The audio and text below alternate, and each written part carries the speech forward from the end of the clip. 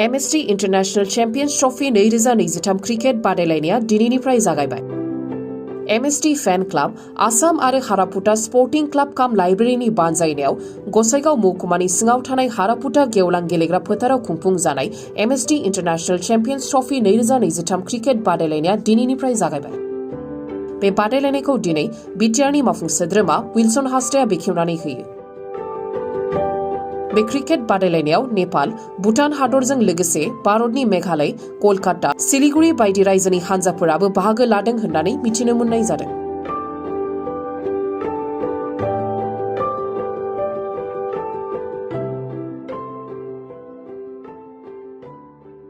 মই আমাৰ যেটো মহেন্দ্ৰ সিং ধোনী ফেন ক্লাব তেখেতসকলক মোৰ ফালৰ পৰা শুভেচ্ছা আৰু ধন্যবাদ জ্ঞাপন কৰিব বিচাৰিছোঁ।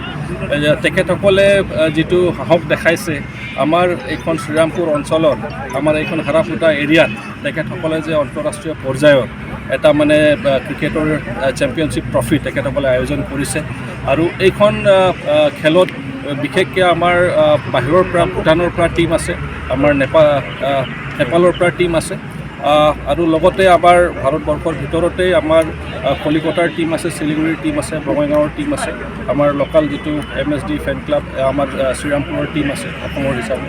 তো এই তেনেকুৱা ধৰণৰ এটা খেল, সেইটো পৰ্যায়ৰ এটা খেল মানে অৰ্গেনাইজ কৰাটো ধেমালি কথা নহয়। ইয়াত অকণমান প্ৰফেচনেলিজম লাগিব যিহেতু আন্তঃৰাষ্ট্ৰীয় পৰ্যায়ৰ আৰু তেখেতসকলে গোটেইখিনি কথাৰ প্ৰতি লক্ষ্য ৰাখি তেখেতসকলে যেটো অৰ্গেনাইজ কৰিছে ইয়াত আহি চাইছোঁ যে সঁচাকৈ এটা ভাল পৰিৱেশ চাবলৈ পাইছোঁ আৰু তেখেতসকলে যিজন কমেণ্টেটৰ আনিছে বহুত ধুনীয়া কমেণ্ট তেখেতে দি আছে, ভাল পাইছোঁ। আৰু লগতে আমাৰ ইয়াত যিসকলে ইয়াত কমিটিত আছে তেখেতসকলক মই শুভেচ্ছা জ্ঞাপন কৰিব বিচাৰিছোঁ আৰু লগতে বিটিআৰ চৰকাৰৰ প্ৰতিনিধি হৈ যিখিনি সহায় সহযোগিতা আগবঢ়াব লাগে নিশ্চিতৰূপে আমি আমাৰ ফালৰ পৰা এইখিনি আগবঢ়াম। আমাৰ বিটিআৰ চিফ মহোদয়ে তেখেতকো অৱগত কৰা হৈছে।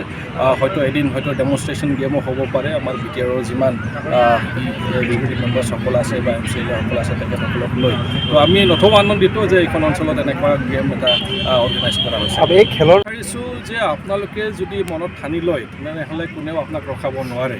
কথাটো হ'ল আমি বেলেগক নুদুখি মানে সদায় যেতিয়া আমি এটা ফিংগাৰ বেলেগৰ পিনে পইণ্ট কৰোঁ, তিনিটা ফিংগাৰ নিজৰ পিনে থাকে।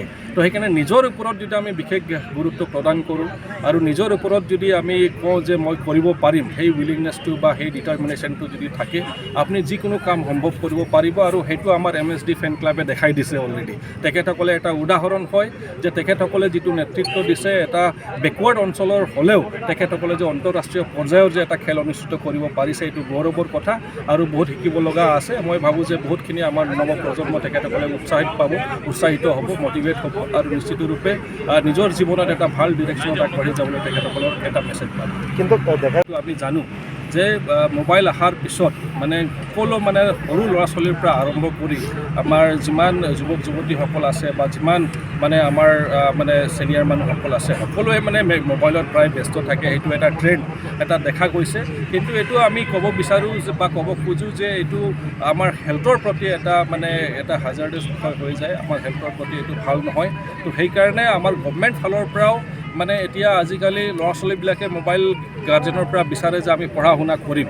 তো সেইকাৰণে আমি ৰিডিং হেবিটছটো আমি বঢ়াবলৈ আমি অলৰেডি এৱাৰনেছ প্ৰগ্ৰাম কৰিছোঁ আমাৰ বিটিআৰ গভৰ্ণমেণ্ট ফালৰ পৰা, যাতে তেখেতসকলে ল'ৰা ছোৱালীবিলাকে পঢ়া শুনাত যিটো কিতাপত যিটো পায় তাৰ পৰা যাতে বেছি মনোযোগ দিয়ে আৰু লগতে যিবিলাক খেল আমি এনেকুৱা প্লেটফৰ্ম দিব লাগিব। আৰু সেইকাৰণে মই MSD ফেন ক্লাবকো ধন্যবাদ জ্ঞাপন কৰিছোঁ যে তেখেতসকলে এনেকুৱা এটা প্লেটফৰ্ম দিছে যে মানুহৰ যাতে মোবাইলৰ পৰা আঁতৰি তেনেকুৱা ধৰণৰ পৰিৱেশটো সদায় যাতে পায়, এটা ধাউতি যাতে আহে, এটা ইণ্টাৰেষ্ট যাতে আহে, যিটো থ্ৰু দি মানে ফিজিকেলিও তেখেতসকলে ফিট হৈ থাকিব আৰু মানে এইলমেণ্টছৰ পৰা বা বিভিন্ন ধৰণৰ ৰোগ বেমাৰৰ পৰা তেখেতসকলে বাচি থাকিব।